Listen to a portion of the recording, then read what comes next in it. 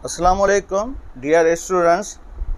आज का वीडियो हम उन स्टूडेंट्स के लिए लेके आए हैं जो कि एमडी केट जो कि पीएमसी टेस्ट ले रहा है, वो टेस्ट देने की तैयारी कर रहे हैं या दे रहे हैं। तो कुछ स्टूडेंट्स ने ये टेस्ट दे दिया है और कुछ स्टूडेंट्स अभी रहते हैं। तो स्टूडेंट्स को ये प्रॉब्लम है, टेंशन है कि किस किस्म के सवालात टेस्ट में आ रहे हैं और उनके किस तरह के जवाब देने हैं, किस तरह का माहौल है।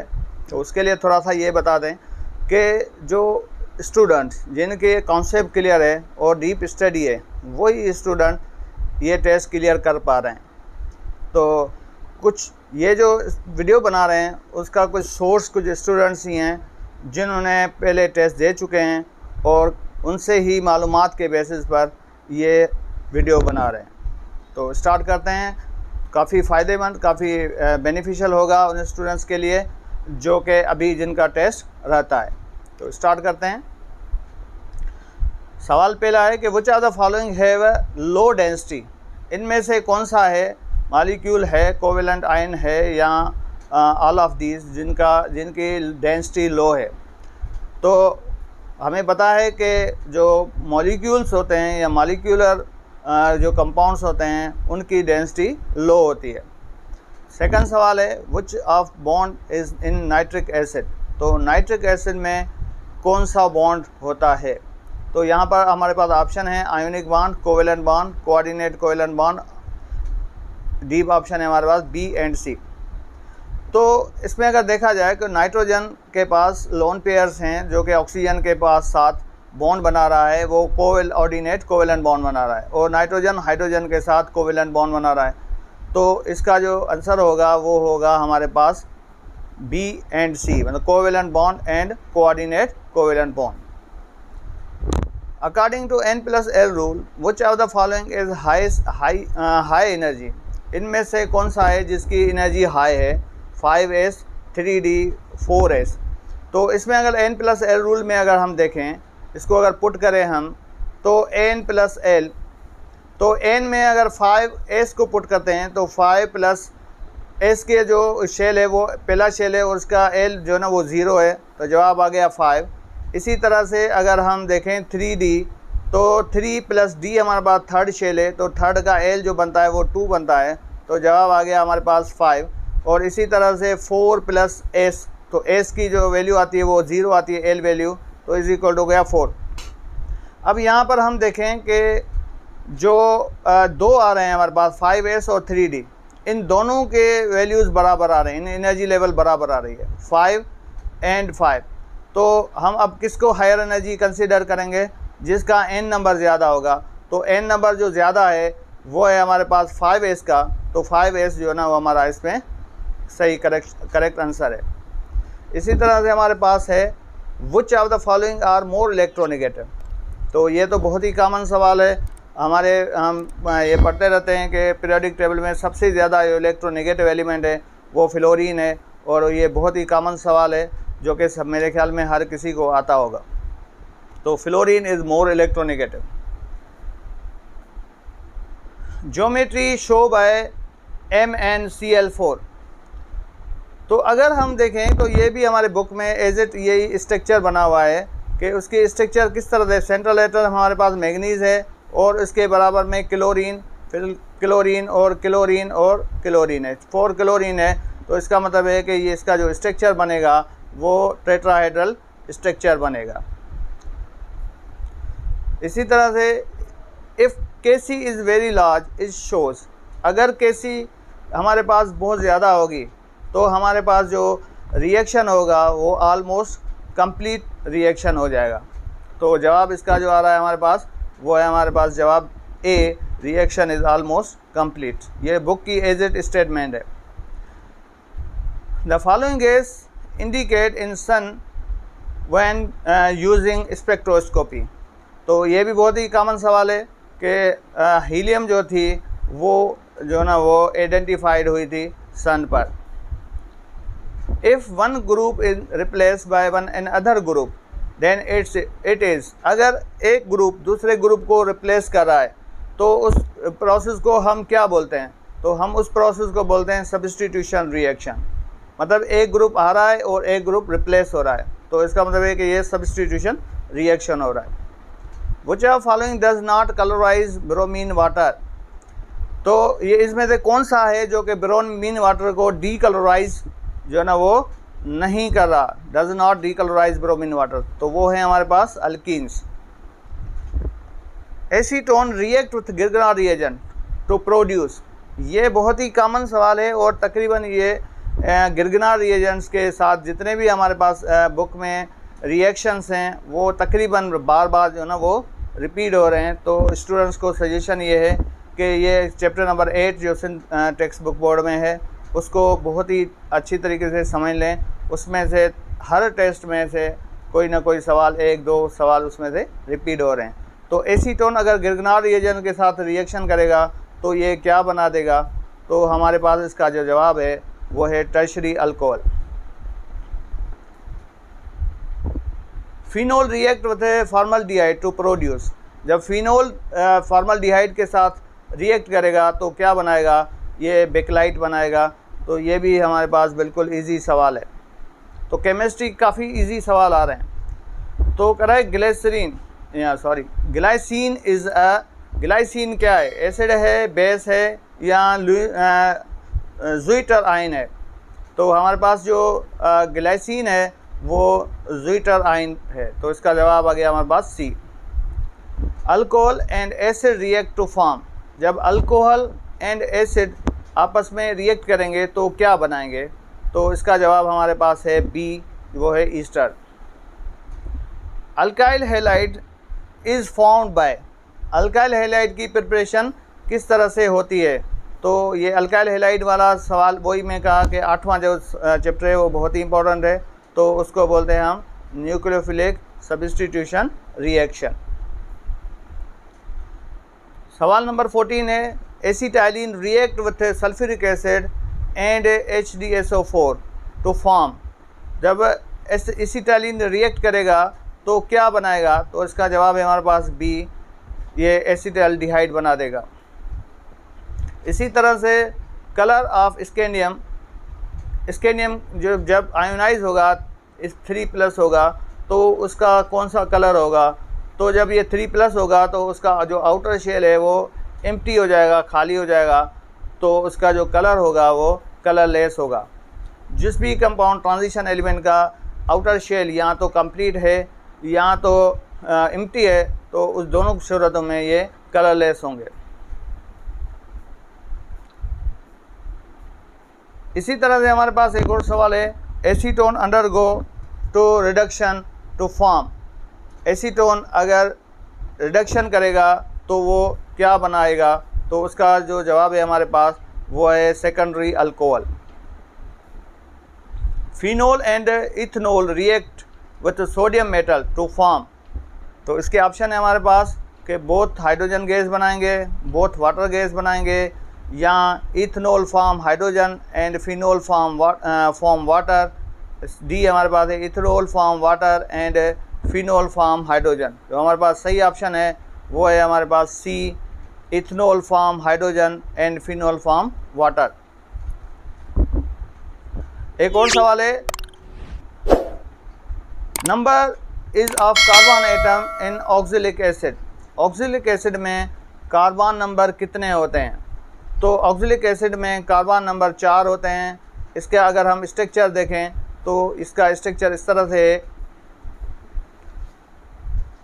कि यहाँ पर इसमें एक कार्बन, ये दूसरा कार्बन, तीसरा और ये चौथा कार्बन, तो इसका मतलब है कि इसका जो राइट आंसर है वो 4 कार्बन बना रहा है। तो which of following is not correct use to acetaldehyde, acetaldehyde का यूज़ मतलब पूछ रहा है कि कौन सा यूज़ है जो कि इनमें से नहीं है, तो वो हमारे पास जो ऑप्शन है वो है लोजिंगर्स, थ्रोट लोजिंगर्स। ये बिल्कुल हमारे बुक में एज इट स्टेटमेंट ऐसी लिखी हुई है।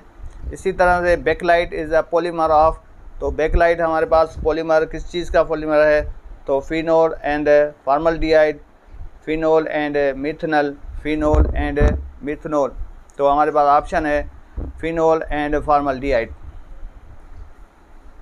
According to Planck's quantum theory a body emit energy in a quanta, quantum theory हमें बता रही है कि जब भी कोई बॉडी एनर्जी इमिट करेगी या एब्जॉर्ब करेगी तो उसका यूनिट जो होगा वो क्वांटा होगा। तो बॉडी एब्जॉर्ब करेगी एनर्जी तो भी क्वांटा होगा। तो emit and absorb energy continuously, ये भी हमारे पास ऑप्शन है कि जब भी डिसकंटिन्यूस जो ना इसका ऑप्शन होना चाहिए, तो ये डिसकंटिन्यूस ही है। तो अगर ये डिसकंटिन्यूस है तो इसका जो ऑप्शन आएगा वो आएगा ऑल ऑफ दीज। तो इसका जवाब है all of these. Grignard reagent is react due to, Grignard reagent की जो रिएक्टिविटी है वो किसकी वजह से है? कार्बन मैग्नीशियम की वजह से, presence of carbon magnesium bond की वजह से, पोलैरिटी की वजह से, या प्रेजेंस ऑफ मैग्नीशियम की वजह से।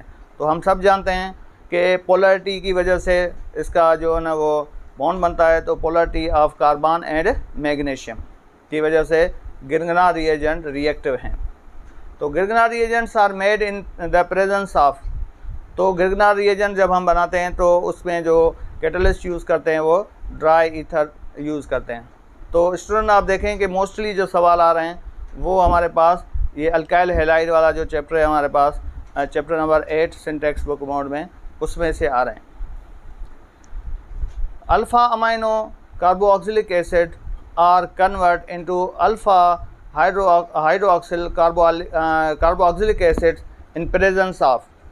तो उसका जो हमारे पास जवाब है वो है ए, जो कि है सोडियम नाइट्रेट और HCl। Properties due to change in the direction is called, तो अगर डायरेक्शन चेंज करें तो प्रॉपर्टीज़ चेंज हो जाती हैं।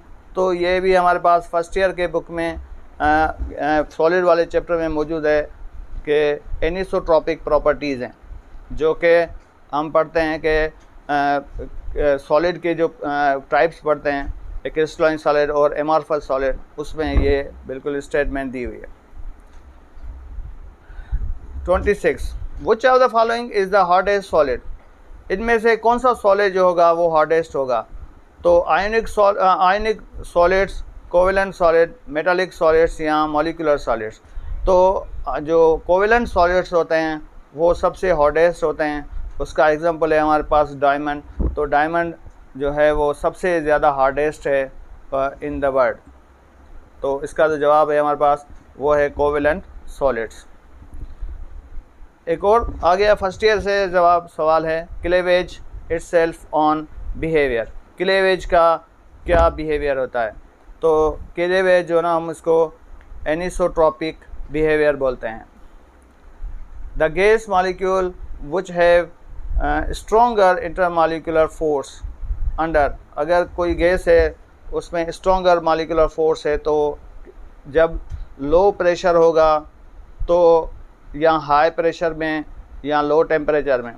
तो इसका ऑप्शन है हमारे पास जब टेम्परेचर लो आता है तो इंटरमॉलिक्यूलर फोर्स बढ़ जाती है इन गैसेस के मॉलिक्यूल्स में। तो हमारे पास यहाँ ऑप्शन है लो टेम्परेचर। इसी तरह से which one has high molecule of water, तो इनमें से कौन सा ऑप्शन है जिसमें वाटर के मॉलिक्यूल ज़्यादा होंगे? 18 molecules of water, 1.8 molecules of water, 18 gram of H2O, तो 18 मोल्स ऑफ H2O। तो हमारे पास जो ऑप्शन है वो डी, जो हमें बता रहा है कि 18 मोल्स ऑफ वाटर में ज़्यादा मॉलिक्यूल्स होंगे।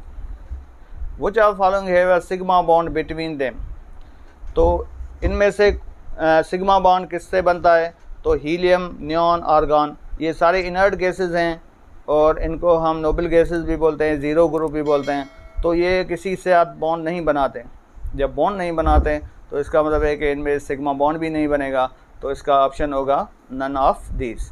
तो इसका ऑप्शन है नन ऑफ दीज। इसी तरह से विच of the following is highest vapour pressure, इनमें से कौन सा ऑप्शन है जिसमें हाईएस्ट वेपर प्रेशर होगा?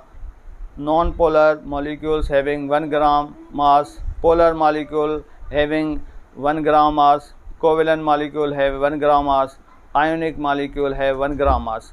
तो इसका जो ऑप्शन है हमारे पास वो है A, non polar molecules having 1 gram mass. इसी तरह से the concept that electron reside outside the nucleus was given by, तो इसका जो कॉन्सेप्ट था वो हमें अनसर्टेनिटी के प्रिंसिपल में मिलता है, जो कि हमें हेज़नबर्ग ने अनसर्टेनिटी प्रिंसिपल प्रपोज किया था। इसी तरह से विच of the following is lowest energy, इनमें से कौन सा है जिस शेल है जिसकी एनर्जी लेवल लोवेस्ट होगी, K shell, L shell, M shell. तो हमारे पास जो के शेल होता है वो फर्स्ट शेल होता है, सेकंड शेल हमारे पास एल शेल है, फिर हमारे पास एम शेल है और उसके बाद हमारे पास एन शेल है। तो जो न्यूक्लियस के नज़दीक होगा उसकी जो एनर्जी होगी वो लोवेस्ट होगी, और जैसे एनर्जी एब्जॉर्ब करता है कोई एटम तो उसका हाईएस्ट एनर्जी लेवल पर जाता है। तो इसका ऑप्शन जो है ना हमारे पास होगा वो है ए, के शेल।